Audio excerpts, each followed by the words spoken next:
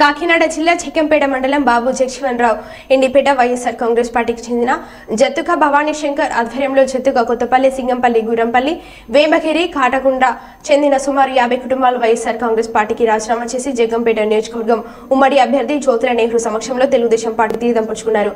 వీరందరికీ నెహ్రూ పార్టీ కండువలతో స్వాగతం పలికారు.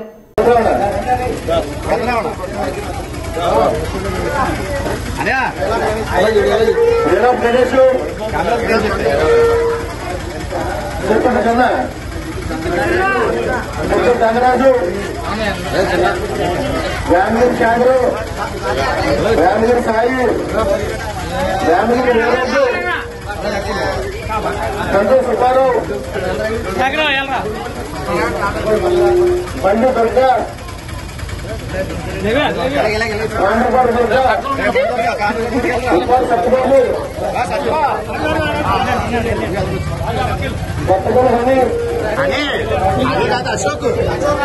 అశోక్ ఏం పేరు రాసో అశోక్ కుమార్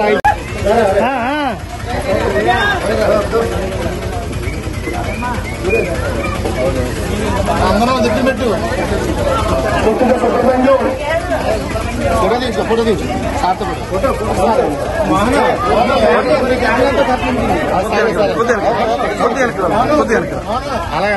చెప్పు పౌలన్యాలు వచ్చారు ఎక్కడ ఉన్నారు అనే అదే రారా రా. కరీంనగర్ పార్లమెంట్ బీజేపీ అభ్యర్థి బండి సంజయ్ కుమార్ గురువారం నామినేషన్ దాఖలు చేశారు. ఈ కార్యక్రమానికి గుజరాత్ ముఖ్యమంత్రి భూపేంద్ర రజనీకాంత్ భాయ్ పటేల్, కేంద్ర మంత్రి బీజేపీ రాష్ట్ర అధ్యక్షుడు జి కిషన్ రెడ్డి, మహిళా నాయకురాలు గండ్రా నళిని కిరణ్ హాజరయ్యారు. ఈ మేరకు ఎన్నికల రిటర్నింగ్ అధికారి జిల్లా కలెక్టర్ పమేల సత్పతికి బండి సంజయ్ కుమార్ 2 సెట్ల నామినేషన్ పత్రాలను అందజేశారు.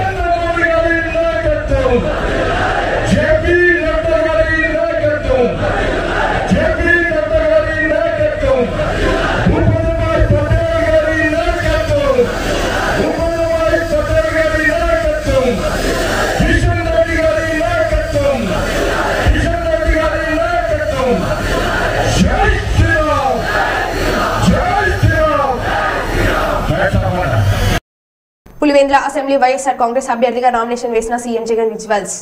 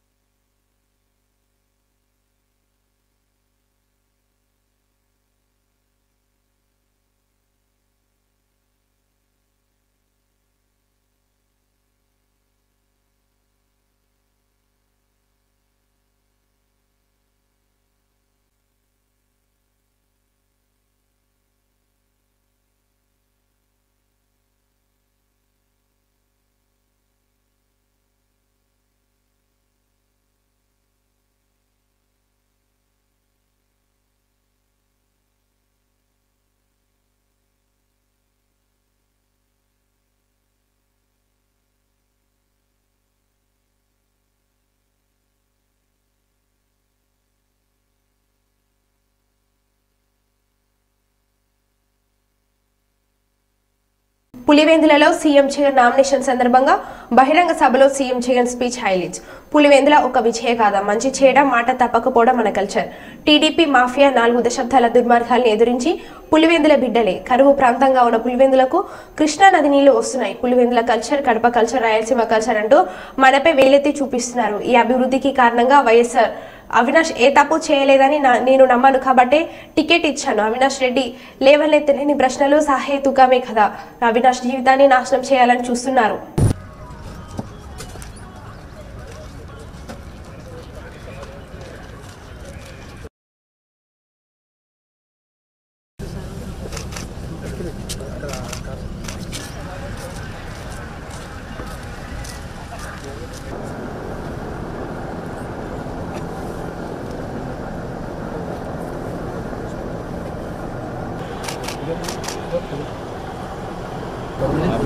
इलाके रखकर बहुत अच्छा काम करने जा रहे हैं। अल्लाह अल्लाह एक मुल्क को बादशाह को चुनने जा रहे हैं। अल्लाह तेरे फजल तेरे करम से अल्लाह जगनमोहन निषाद 2019 से 24 तक बहुत अच्छे काम किए हैं। लोगों के दिलों को बदला दे। जब अल्लाह वोट डालने अंदर जाते तो अल्लाह अपने हाथों को अल्लाह फैन की निशानी को डालने की तौफीक हर एक सारे कौम को जो फ़ायदा होता है वो हमें अता फरमा। अल्लाह तेरे फजल तेरे करम से अल्लाह 200 सीटें हमारे हैं, अल्लाह 170 और 5 सीटें MLA के हैं, सब हमें जीतने की तौफीक अता फरमा। अल्लाह के एमपियों के हैं तो एमपियों की सीटें अल्लाह 25 के 25 हमें हासिल करने की तौफीक अता फरमाए। अल्लाह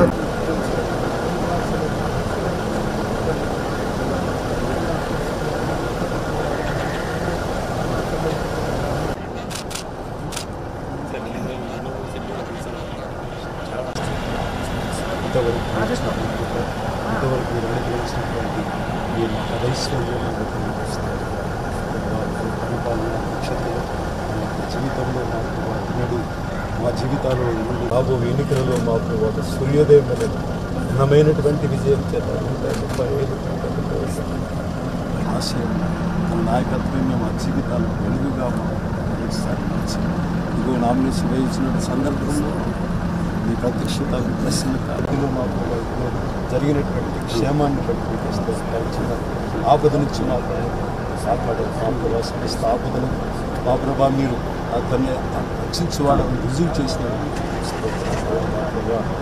ఏ ఆపద సంభవించిన సర్వాధికారి చిన్న పిల్లలు ఈ సర్వాధికారంలో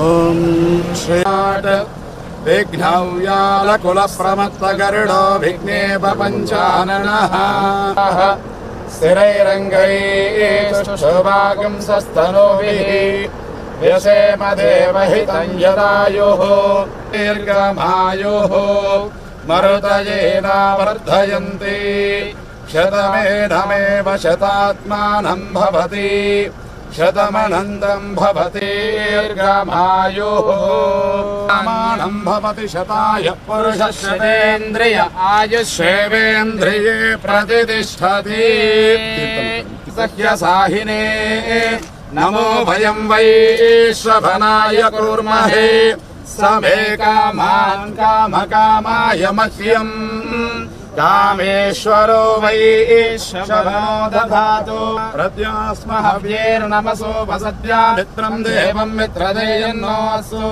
अडोराधानभिषा वर्धयन्तः शतं जीवेम शरदः सुवीराः देवेन्द्रिये प्रतिष्ठति समस्त सन्मङ्गलानि भवन्तु दिग्विजयी भव।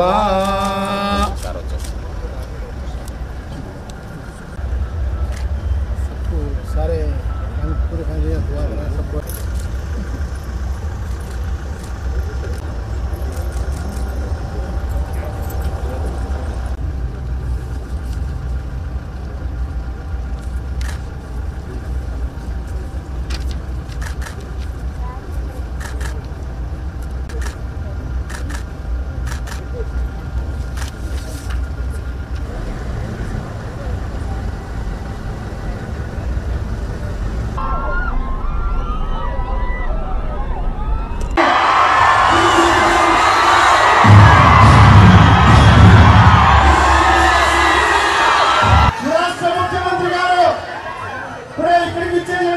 నంద్యాల జిల్లా శ్రీశైలంలో ప్లాస్టిక్ వాడకాన్ని ప్లాస్టిక్ నిషేధాన్ని స్వచ్ఛందంగా సహకరించాలని అటవీశాఖ ఫీల్డ్ డైరెక్టర్ మూర్తి దేవస్థానం ఈవో పెద్దిరాజు స్థానికులకు భక్తులకు విజ్ఞప్తి చేశారు. ప్లాస్టిక్ నిషేధంపై స్థానిక అటవీశాఖ సైన్స్ ల్యాబ్లతో అధికారులతో స్థానిక వ్యాపారస్తులతో అధికారులు సమీక్ష సమావేశం నిర్వహించారు.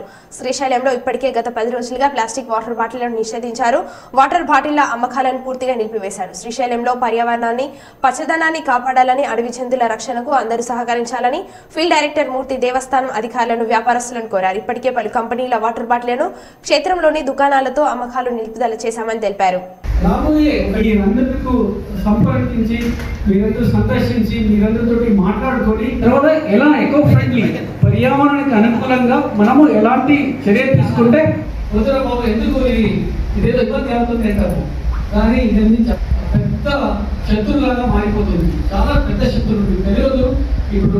ఇప్పుడు ఆల్రెడీ ఎలా చూస్తున్నాము ప్లాస్టిక్ గురించి. ఇది ప్రపంచంలో ఆ ప్లాస్టిక్ చేయడం మ్యానుఫ్యాక్చర్ చేయడం మనం అర్థం చేసుకోవాలి. మన ముందు చదువుకున్న వాళ్ళు మనమందరూ మనం వర్తించాలి. పరిమాణానికి అనుకూలంగా మనం జీవించాలి. తెలుసు ఇది ఇంప్లిమెంట్ చేసినప్పుడు కొన్ని కష్టాలు ఉంటాయి, మనం అందరూ ఎదుర్కొందాం. అయితే మనం కష్టం భరించాల్సి వస్తుంది. కాబట్టి ఈరోజు ఒక స్థిరమైన దేవస్థానం చుట్టూ ఉన్నటువంటి ప్రాంతాల్లో డంప్ యార్డ్ అలాగే వ్యర్థ పదార్థాలు అనేవి డైరీ ఆత్మకూర్ అండ్ కమిటీలో other members Rakesh is doing that.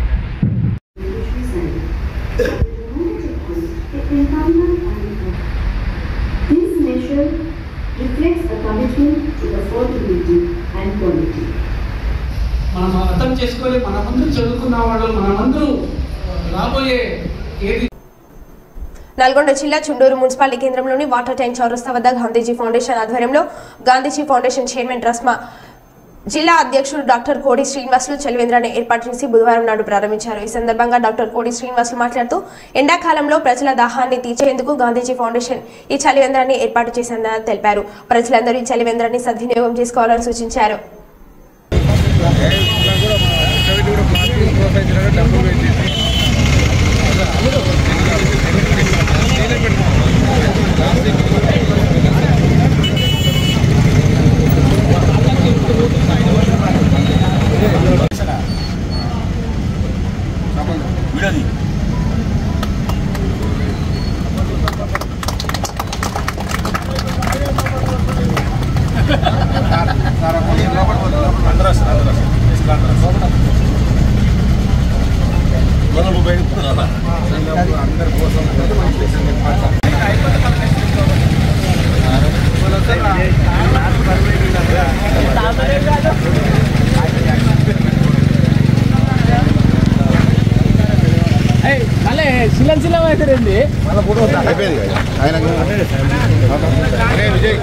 జర సైడ్ కున్నాను సైడ్ జర కప్పు రమన్ ఇప్పుడు 4 ఆగింది.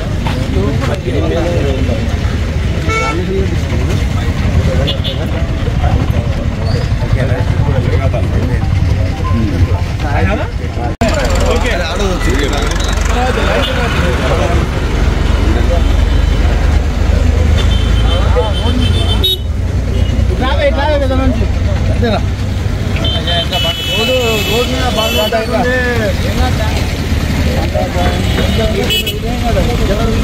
రైట్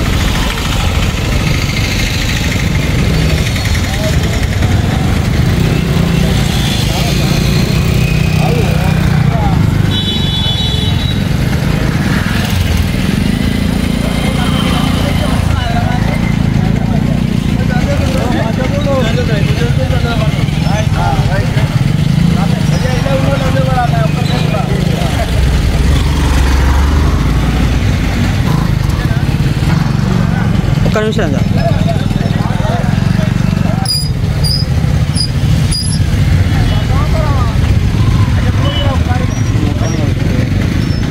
కర్నూలు జిల్లా ఆదోని మండలంలోని జాలమంచి గ్రామంలో ఇంటింట ప్రచారం మొదలుపెట్టిన ఎన్డీఏ కూటమి అభ్యర్థి డాక్టర్ పార్థసారథి.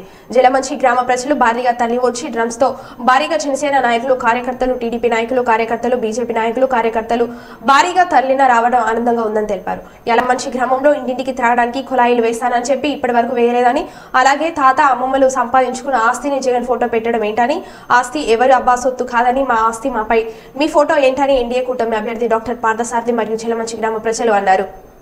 చూడండి, ఆయన ఏం చేశాడంటే, నరేంద్ర మోదీ గారి ఆలోచన ఏమిటి, మన ప్రధాన నరేంద్ర మోదీ గారి ఆలోచన ఏంటి, ప్రతి పేదవాడికి ఇల్లు ఉండాలా అని చెప్పి 1,80,000 రూపాయలు ప్రతి పేదవాడికి ఇచ్చి ఇల్లు కట్టుకోమని చెప్పాడు.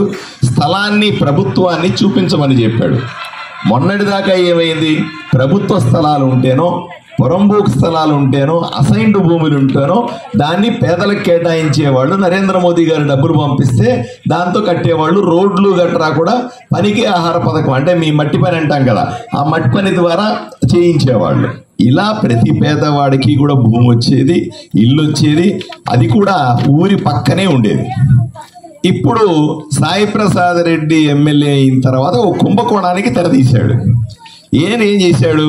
ప్రభుత్వ భూముల దగ్గరలో ఏమి లేవండి, మనము భూమి కొనాలా, కొని మీకు ఇవ్వాలా అని చెప్పి అన్ని ఊర్లలో ఊరి దగ్గర ఉండే కాదు, ఆ కొండల్లో ఉండేది, ఆ శ్మశానం పక్కన ఉండేది, ఆ మూల ఉండేది, మనుషులు ఆడికి పోయి భూమి కొన్నాను అని చెప్పినాడు. భూమి కొన్నాడంటే ఎంత కొన్నాడు? 2 లక్షలకి 3 లక్షలకి భూమి కొన్నాడు. 2 లక్షలు 3 లక్షల భూమి కొని కలెక్టర్ దగ్గర పోయినాడు. కలెక్టర్ దగ్గర పోయి చెప్పాడు, ఇది 2-3 లక్షల భూమి కాదు, ఇది 15 లక్షల భూమి, ఇది కొనండి అని చెప్పి వాళ్ళకు మాయమాటలు చెప్పి అధికారుల దగ్గర రికార్డు రాయించినాడు. ఎవరిదైతే భూమి ఉందో వాళ్లకు 3 లక్షలు ఇచ్చినాడు, మిగతా 10 లక్షలు ఒక ఎకరా మీద జోబులో వేసుకున్నాడు. అట్లా సాయి ప్రసాద్ రెడ్డి ఆదోనిలో ఈ కుంభకోణంలో జగనన్న కాలనీలు భూమి కొంటున్నాననే పేరు మీద కుంభకోణంలో సాయి ప్రసాద్ రెడ్డి 100 కోట్లు సంపాదించినాడు. మీకు తెలుసా? ఒక ఎమ్మెల్యేగా ఉండి ప్రధానమంత్రి డబ్బులు ఇచ్చి ఇల్లు కట్టమంటే కూడా దాంట్లో ఏదో రకంగా తక్కుటమారి విద్యలని వాడేసి అటు అధికారులని ప్రభుత్వాన్ని మోసం చేసి ఇక్కడ రైతులకు డబ్బులు రాకుండా చేసి పేదవాడికి ఇల్లు ఏమన్నా దగ్గరగా స్థలం ఏమన్నా ఎక్కడన్నా ఇచ్చాడంటే అది కూడా ఇవ్వకుండా ఏడో పడేసి ఇవన్నీ చేసి అడ్డంగా దోచేశాడు మిమ్మల్ని అందరినీ అని మీకు చెప్తా ఉన్నా. ఇలా 43 గ్రామాల్లో చేశాడు, టౌన్ చుట్టుపక్కల కూడా చేశాడు, ఆదోని చుట్టుపక్కల కూడా చేశాడు. ఇంత దారుణం ఎక్కడన్నా ఉంది అని అడుగుతా ఉన్నా. శవాల మీద పేలాలు అమ్ముకోవడం ఎత్తుకోవడం ఉంటుంది చూసారా? మన శవం ఎత్తుకుపోతా ఉంటే చిల్లర వేస్తారు, ఆ చిల్లర ఎత్తుకునేవాడు ఉంటాడంటాడు. అది సాయి ప్రసాద్ రెడ్డి. పేదోడి కష్టం మీద పేదోడికి ఇల్లు కట్టమంటే డబ్బులు నరేంద్ర మోదీ ఇస్తే వాళ్ళకి ఇచ్చే స్థలాల్లో కూడా డబ్బులు ఏరుకుంటున్నాడంటే ఆయన ఏమనాలే? నాకు కోపం వస్తుంది. అందుకనే క్యాష్ ప్రసాద్ మీరు అట్లా పేరు పెట్టుకున్నారా? మీరు చెప్పారు కదా, ఈ రోజు నుంచి క్యాష్ ప్రసాద్ అని పేరు పెట్టుకుంటా సాయి ప్రసాద్ రెడ్డిని. సరేనా? మీరు క్యాష్ ప్రసాద్ అని ముద్దుగా పిలుచుకుంటారని నాకేం తెలుసు. సాయి ప్రసాద్ రెడ్డి అని తిడుతున్నా నేను రోజు. ఈ రోజు నుంచి క్యాష్ ప్రసాద్ రెడ్డి అని తిడతా. సరేనా? ఓకే అయ్యా, ఆ రకంగా మిమ్మల్ని అందరినీ మోసం చేసిన వాడికి మళ్ళీ ఓటేస్తారా? మీకు దగా చేసిన వాడిని మళ్ళీ ఎమ్మెల్యేగా ఎన్నుకుంటారా? వాడిని ఇంటికి పంపించాల్సిన అవసరం ఉందా లేదా? అయ్యా అయిపోయింది, మీరందరూ చెప్పిన తర్వాత అయిపోయింది. ఇంకా 22 రోజుల సమయం ఉంది. 22 రోజుల తర్వాత నేను ఎమ్మెల్యే అవ్వబోతా ఉన్నా. అయిన తర్వాత ఎవడెవడైతే తిన్నాడో మీ సొమ్ము, ఎవడెవడైతే తిన్నాడో మొత్తం కక్కిస్తా. కక్కిస్తా. దీని మీద దర్యాప్తు చేయిస్తా. దాన్ని ఇంకోటి చేయించి ఏదో రకంగా పేదవాళ్లకు మంచి చేసే ప్రయత్నం చేస్తా. ఇంకా మీ సమస్యలకు వస్తా. నేను అద్దాలు పెట్టుకుంటే బాగా కనబడుతుంది, అద్దాలు తెప్పించుకున్నా. పర్లేదా? వీళ్ళు రాశారు, అయ్యా నువ్వు ఎమ్మెల్యే అయిన వెంటనే మా గ్రామ కంట 100 సంవత్సరాలుగా దిబ్బలు వేసుకుని మా పరిధి ఉన్న స్థలాలని ప్రస్తుతం ఎమ్మెల్యే మా గ్రామ అవసరాలకు గవర్నమెంట్ భూములకు కావాలని అడగ్గా మేమే స్వచ్ఛందంగా ఇవ్వడానికి ఒప్పుకున్నాం. ఆ స్థలాన్ని ఎమ్మెల్యే తన కార్యకర్తలకు ఇళ్ల పట్టాలు చేసి ఇచ్చినాడు. ఇదే న్యాయమని ప్రశ్నించిన వారికి కోర్టు ద్వారా నోటీసులు పంపించినాడు. వైఎస్ఆర్సీపీ కార్యకర్తల ఇళ్లకు పోలీసులు దగ్గరుండి కట్టించినారు. ఓరి దుర్మార్గుడా, నీకు ఇదేం పోయే కాలమయ్యా? జనాల భూమి తీసుకుని జనాలకు పంచక, అది వీళ్ళు నిజంగా చెప్తున్నాను చూడు. మీరు అనుకుంటున్నారా వైఎస్ఆర్సీపీ కార్యకర్తలకు పంచండి? అది కూడా కాదు, వాళ్ళ దగ్గర కూడా డబ్బులు కొట్టేసి ఉంటాడు. మీరు కావాలని కనుక్కోండి. మీ దగ్గర డబ్బులు కొట్టేయడం కాదు, గ్రామాల డబ్బులు కొట్టేయడం కాదు, వైఎస్ఆర్సీపీ నాయకుల దగ్గర డబ్బులు కొట్టేసి ఉంటాడు. వాళ్ళను కూడా పీల్చి పిప్పి చేసి ఉంటాడు. కాకపోతే వాళ్ళు మింగాలేక కక్కలేక ఉంటారు. కనుక్కోండి కావాలంటే మీరు. వాళ్ళ అనుచరులకు ఇస్తాడు, అది చేస్తాడు, ఇది చేస్తాడు. ఇళ్ల పట్టాల పంపకం కూడా అర్హులకు కాకుండా అనర్హుడుగా ఉన్న వారికి పట్టాలు ఇచ్చాడు. ఇది విచిత్రమైన జబ్బు ఉంది సాయి ప్రసాద్ రెడ్డికి. ఎప్పుడు కూడా ఇప్పుడు కేవలం వాళ్ళ కార్యకర్తలు వేస్తే ఓట్లు వేస్తేనే గెలిచాడు ఆ సాయి ప్రసాద్ రెడ్డి? చెప్పండి. ప్రజలందరూ ఓట్లు వేస్తే కదా ఎమ్మెల్యే అయినాడు కదా. ఇప్పుడు జగన్మోహన్ రెడ్డి గారు 2019 ఎన్నికల్లో నాకు ఒక్క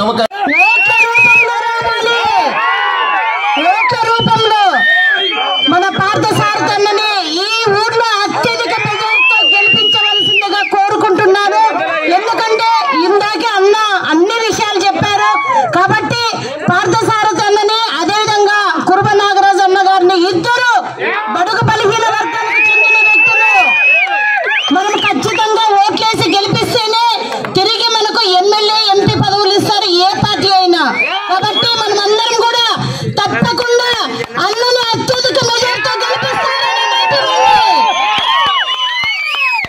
జై వాల్మీకి, జై వాల్మీకి, జై టీడీపీ, జై చంద్రబాబు నాయుడు.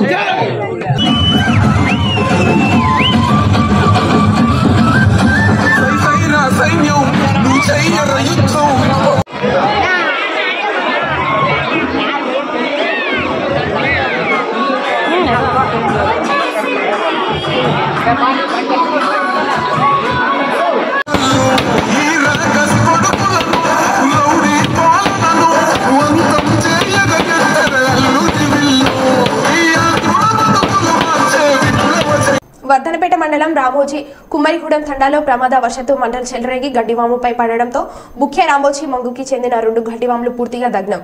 సంఘటన స్థలానికి చేరుకున్న ఫైర్ సిబ్బంది మంటలు చెలరేగకుండా అడ్డుకోవడంతో తప్పిన ప్రమాదం.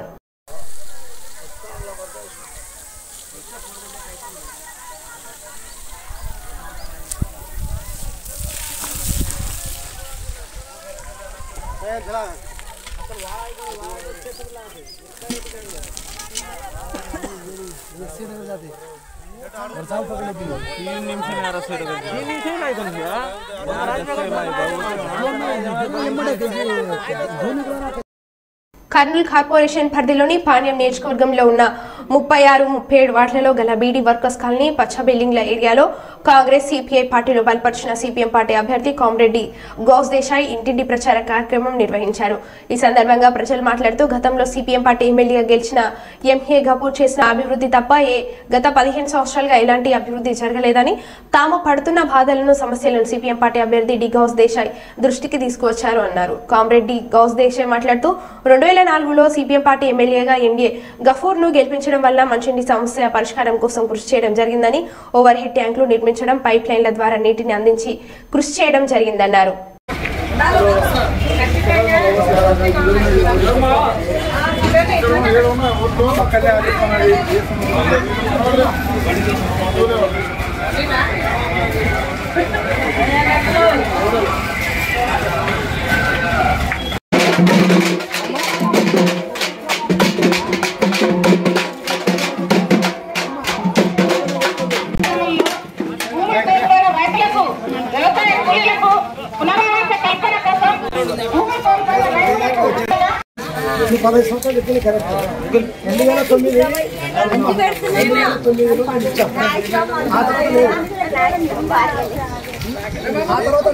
ఆ తర్వాత వాళ్ళే గెలుస్తున్నాం. 15 ఏళ్ల తర్వాత మళ్ళీ ఇప్పుడు పోటీ చేస్తున్నాం.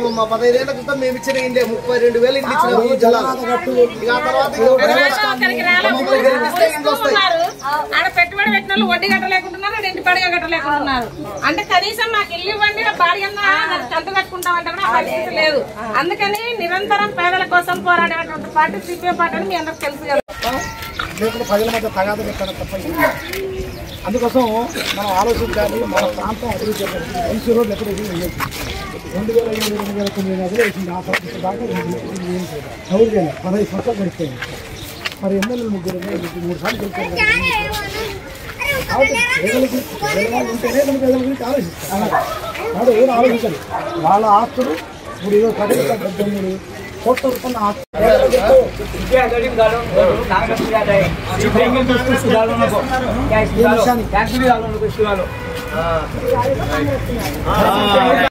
రోడ్లు తప్ప ఆ తర్వాత డ్రైనేజ్ వ్యవస్థ కానీ లేకుంటే వాటర్ వ్యవస్థ కానీ ఎటువంటి అభివృద్ధి చెందిన పరిస్థితి లేదని చెప్పేసి ప్రజలు తమ యొక్క గోడను సిపిఎం పార్టీ ప్రచార క్యాంపెయిన్లో చెప్తా ఉన్నారు.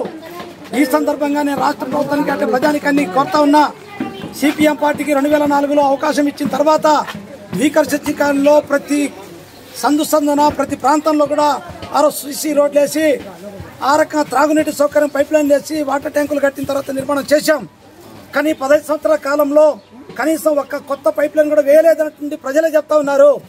పాలకులు ఈ 15 సంవత్సరాల కాలంలో ఒక్క గంపెడు కూడా మన వేయలేదన్నటువంటిది ప్రజలే ఈరోజు తమ యొక్క గోడు వినిపించిన పరిస్థితి ఉంది.